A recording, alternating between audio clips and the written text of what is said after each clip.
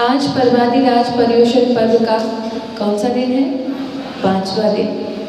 लगभग मध्य स्थान में हमारी यात्रा चल रही है।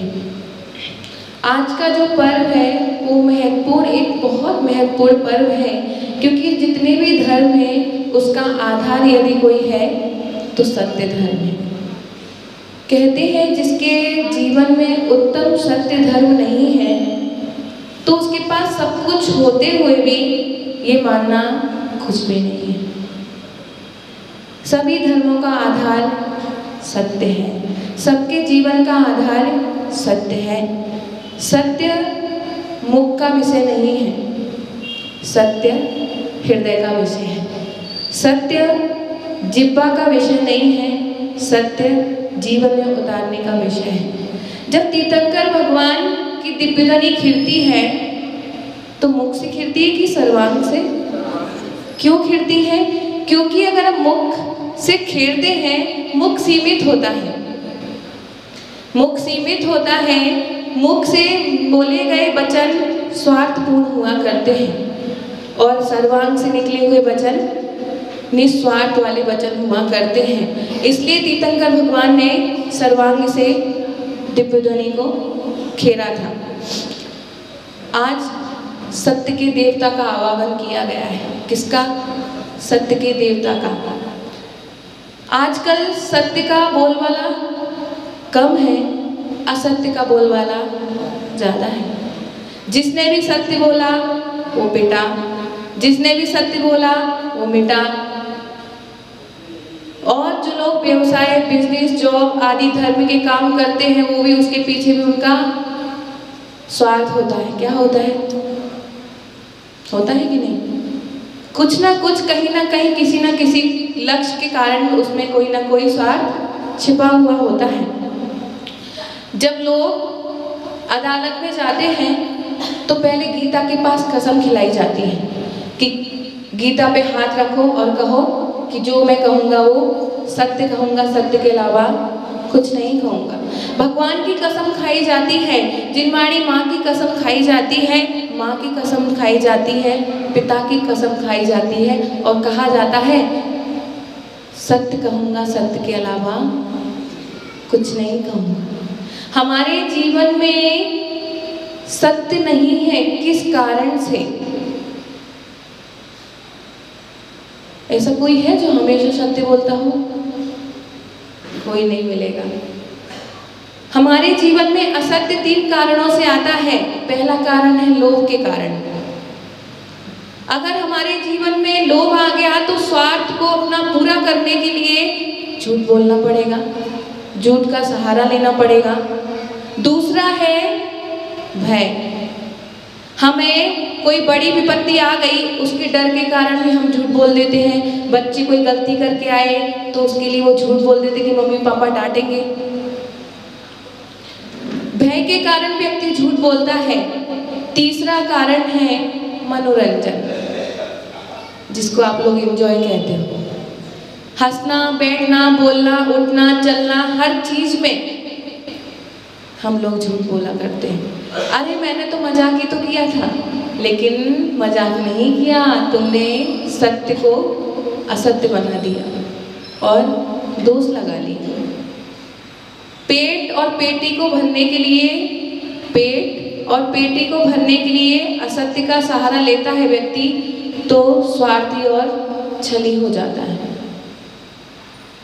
और कहते हैं दूध फटा घी कहाँ गया, दूध फटा घी कहाँ गया, मन फटा गई प्रीत, मोती फटा कीमत गई, इन तीनों की एक ही रीत।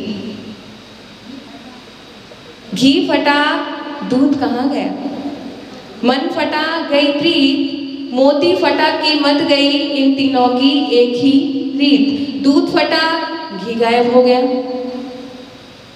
मन फटा, प्रेम जीवन से पलायन कर गया। मोती फटा, उसकी कीमत समाप्त हो गई। ऐसे ही कहते हैं तलवार का लगा हुआ घाव एक बार के लिए पट्टी आदि से ठीक हो जाता है, दवाई आदि से ठीक हो जाता है, लेकिन कटु वचन बोला गया घाव कभी जिंदगी में भरता नहीं है। द्रौपदी क्या किया था?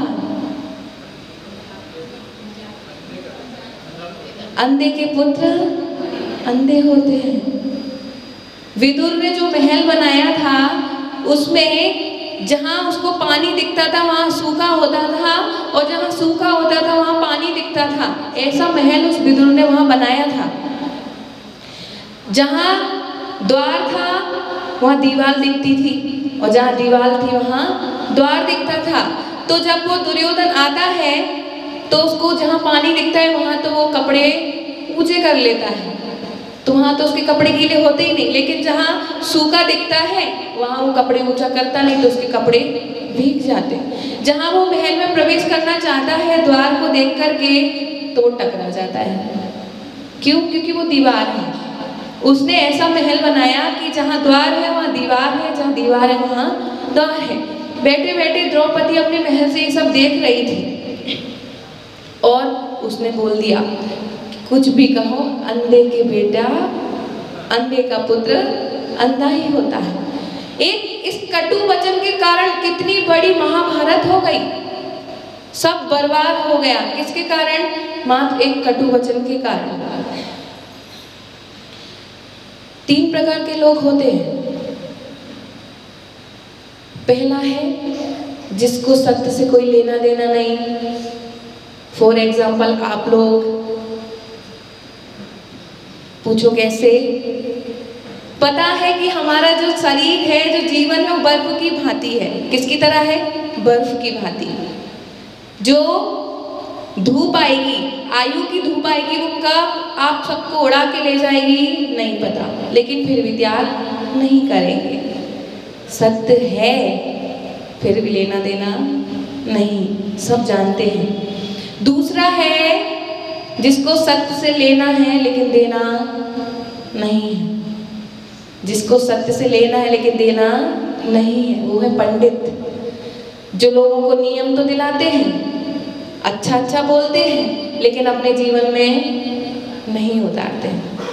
लोगों को अच्छा अच्छा स्पीच प्रवचन दे के जाएंगे कि रात्रि भोजन का त्याग करना चाहिए, 4 प्रकार के आहार त्याग करना चाहिए, खाद्य लेप पे सब प्रकार का आहार त्याग करना चाहिए, और पता चला घर पर जाकर के जल फलारी कर रहे हैं। ये कौन है? जिसको सत्य से लेना है लेकिन देना नहीं है। तीसरे हैं जिसको सत्य से लेना भी है और सत्य से देना भी है। वो कौन है? साधु संत, जो अपनी साधना करते हैं, उस साधना का 6ठा भाग आप लोगों को सामने देने की चेष्टा करते हैं कि मैंने जो साधना की है उसका थोड़ा सा भाग श्रावकों को दे दे। वो कौन है? साधु संत, जिनको सत्य देना भी है और सत्य लेना भी है। कहते हैं एक विश्वावसु नाम के राजा थे, उनकी पत्नी थी श्रीमती। उनका एक पुत्र था, उसका नाम था राजा वसु। और एक क्षीर कदम के नाम के विद्या गुरु थे, और उनकी पत्नी का नाम था स्वस्तिमती। उनकी पत्नी का नाम था स्वस्तिमती, और वो बहुत विज्ञानी थे, अध्ययन आदि कराया करते थे। और उनका एक बेटा था, कौन था? पर्वत। क्षीर कदम का पुत्र कौन था? पर्वत। और वो जो क्षीर कदम गुरु थे बहुत ही सरल स्वभाव के थे, और उनका बेटा, कहते हैं ना, कर्म की इतनी विचित्रता हो जाती है कि पिता एकदम सरल स्वभावी हैं, लेकिन उनकी संतान पापी दुर्विचारी होती है। और उधर एक अन्य जगह के, अन्य नगर का एक सेठ का बेटा आया, उसका नाम था नारद। ये तीनों आए और क्षीर कदम गुरु के पास पढ़ने लगे, और वो अपना अध्ययन करने लगे। उसमें 2 जो थे, नारद और वसु, बहुत बुद्धिमान थे। बहुत बुद्धिमान थे, जो गुरु सिखाते थे वो तुरंत सीख जाते थे, और तुरंत ही वो उसको ग्रहण कर लेते थे, इतने विद्वान हो गए थे। और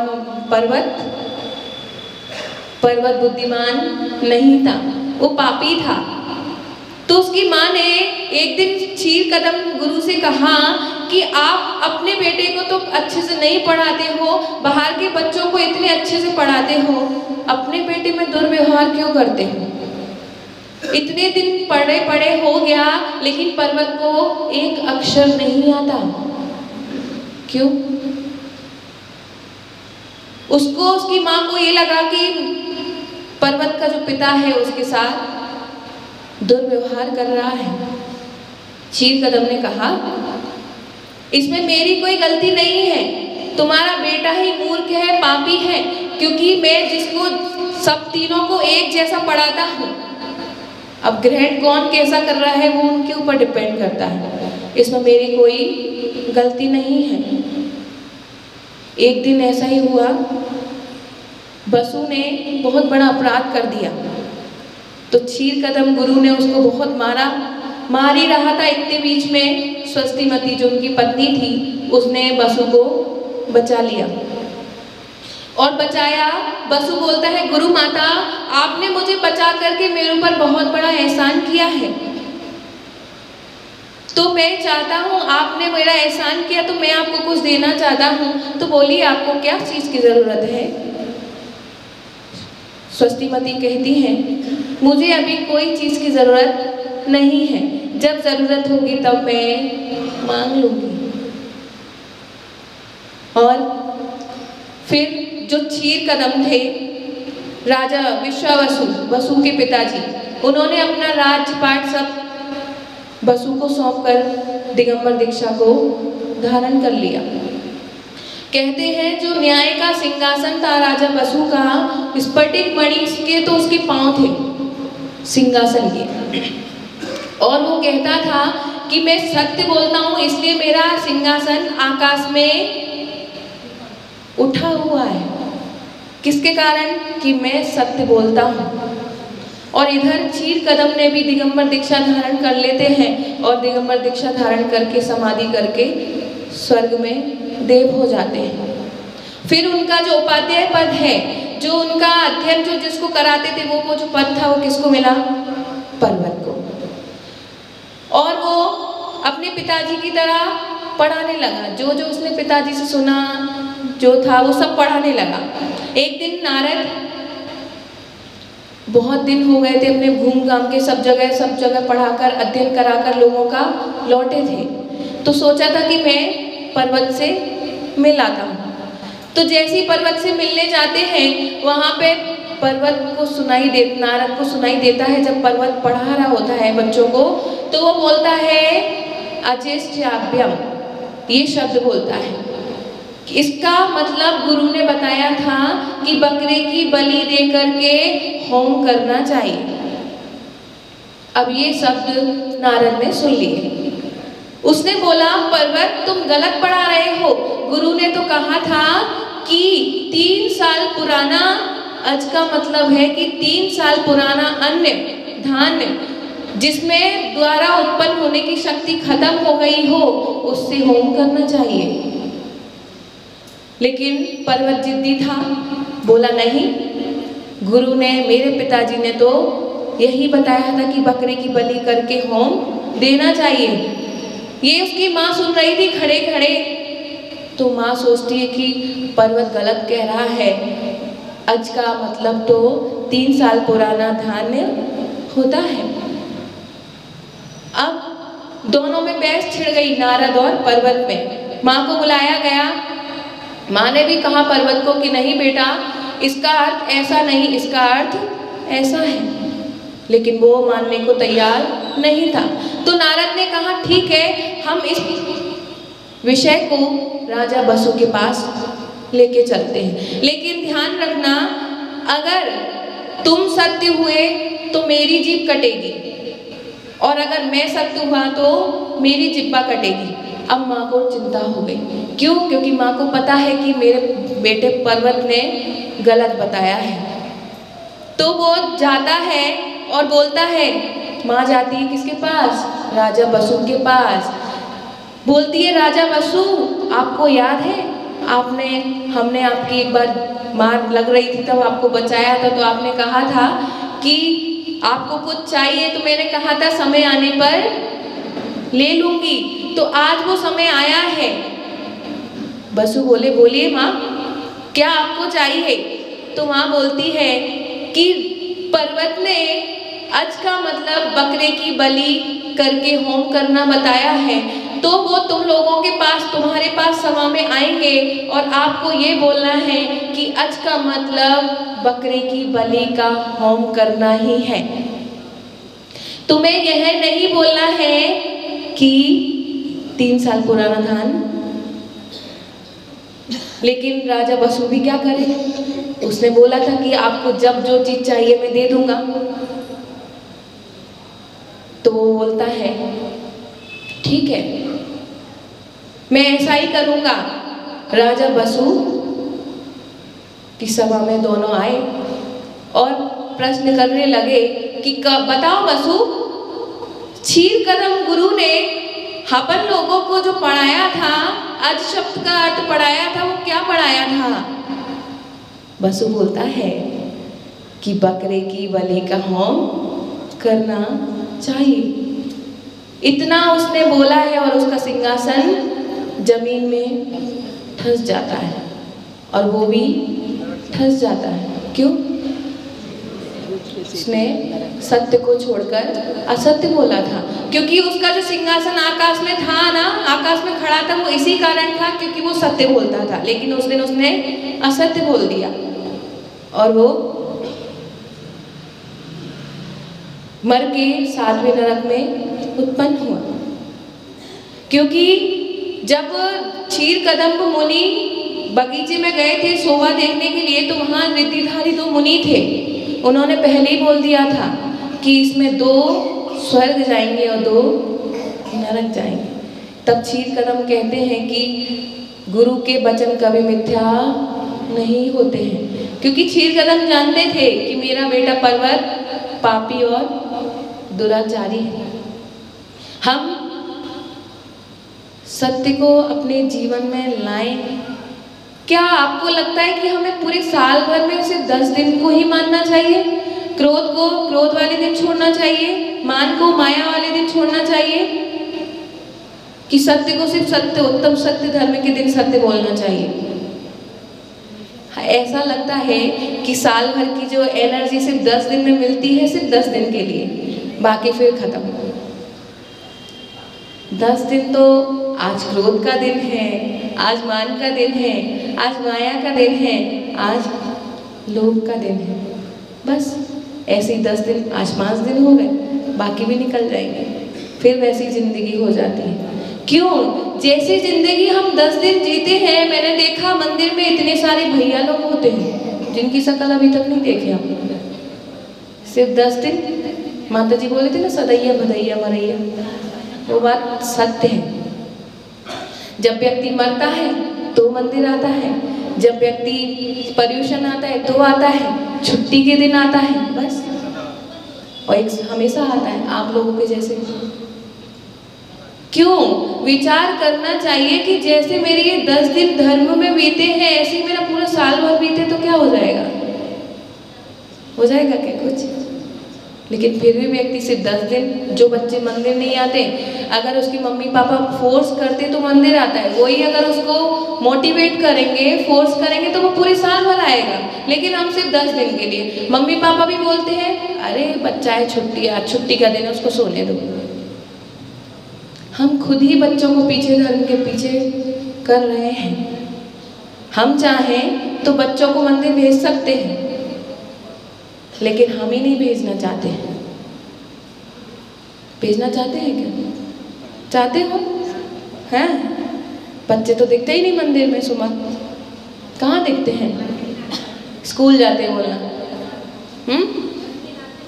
हाँ, 10 दिन आते हैं कलश के लिए, सिर्फ 10 दिन, है ना? अगर वो 10 दिन ही पूरे एक साल में परिवर्तित हो जाएंगे तो वो और अच्छा हो जाएगा। हम बस यही बोलना चाहते हैं कि जितने भी माँ बाप हैं, अपने माँ बाप बच्चों को यही बोले कि रोज मंदिर जाओ, भले ही स्कूल लेट हो जाए। वीर स्कूल भी जाता है, अभिषेक भी करता है, और उसको इतना इंटरेस्ट है, उसको हर चीज चाहिए अभिषेक में, और इतना नहीं चाहिए अच्छा ज़्यादा अभिषेक करना है। ये संस्कार है। माता पिता के। हम भी ऐसे अपने बच्चों को संस्कार देंगे, सत्य बोलना सिखाएंगे, क्योंकि हम वो बच्चों को इतना डरा देते हैं कि वो बेचारा डर के मारे झूठ ही बोलता है, सत्य नहीं बोलता है। तो हम लोग भी ये सत्य धर्म जो आया है अपने जीवन में आज के लिए नहीं, हमेशा के लिए उतारें। जहाँ तक कोशिश हो वहाँ तक सत्य बोलने का प्रयास करें, क्योंकि जहाँ आप लोगों के लिए कहा है कि अगर किसी की जीव हिंसा हो रही है, हिंसा आदि हो रही है, हमारे कारण अगर वो जीव बचता है तो वो सत्य में ही आएगा, असत्य में नहीं आएगा। एक मुनि जंगल में साधना कर रहे थे, एक शिकारी आया और हिरण निकल के गया था। शिकारी पूछता है, महाराज आपने यहाँ से हिरण को जाते हुए देखा? अब मुनिराज सोचते हैं मैं अगर बोलूँगा तो उसकी हिंसा कर देगा, उसको शिकारी बना देगा। उन्होंने, मुनिराज ने क्या किया, वहाँ उसी जगह खड़े हो गए और बोले कि मैं जब से यहाँ खड़ा हूँ मैंने कोई हिरण को जाते हुए नहीं देखा। इससे जान बच गई। जिससे कटु वचन बोलते हैं उनसे हिंसा भी होती है। अगर हम किसी की जान बचाने की खातिर असत्य को असत्य बोलते हैं तो वो सत्य की श्रेणी में ही आता है। इसीलिए आप लोग अपने जीवन में सत्य को अपनाएं, क्योंकि मूल आधार जो 10 धर्मों में है वो सत्य धर्म है। सत्य धर्म अपना लिया, क्रोध मान माया लोभ तप त्याग संयम आकिंचन ब्रह्मचर्य सब इसमें आ गया। इसलिए आप लोग अपने जीवन में सत्य को उतारिए। इसी भावना के साथ जो बोले परम पूज्य गणनी गुरु मां सौभाग्यवती माता जी की।